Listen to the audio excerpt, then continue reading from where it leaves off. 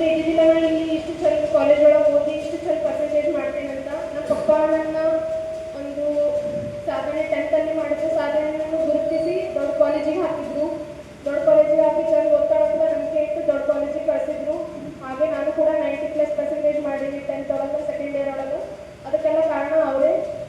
ಮತ್ತು ನನ್ನ ಪ್ರತಿಭೆ ಯಾವಾಗಲೂ ಗುರುತಿಸೋ ಒಬ್ಬರು ನಾವಲ್ಲ ಅಂತಂದ್ರು ನನ್ನ ಮನಸ್ಸೊಳಗೆ ಇರ್ತಿದ್ದನ್ನು ಯಾವಾಗಲೂ ಗುರುತಿಸಿ ಅವರೇ ನೀವು ಓದ್ತೀಯ ನೀವು ಮಾಡ್ತೀಯ ಅಂತ ಹೇಳಿ ಯಾವಾಗಲೂ ನನ್ನ ಪ್ರತಿಬಿಂಬಿಸ್ತಾರೆ.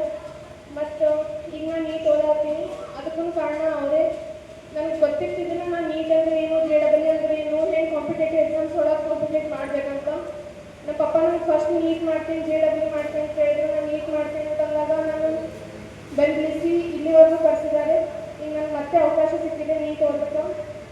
ಸೆಕೆಂಡ್ ಇಯರಲ್ಲಿ ಚೆಂದ ಓದಿ ಪರ್ಸೆಂಟೇಜ್ ಮಾಡಿದ್ದೀನಿ. ಈಗ ನೀಟ್ ಓದಿ ಮತ್ತೆ ಅವರಿಗೆ ಚೆಂದ ಇಲ್ಲಿ ತನಕ ತಂದಿದ್ದೀನಿ. ಅವರು ನನ್ನಿಂದ ಅವರಿಗೆ ಇವತ್ತು ಖುಷಿಯಾಗಿ ನಾನು ತಂದ್ಕೊಂಡು ನನ್ನ 2 ಮಾತನ್ನು ಮುಗಿಸ್ತೀನಿ.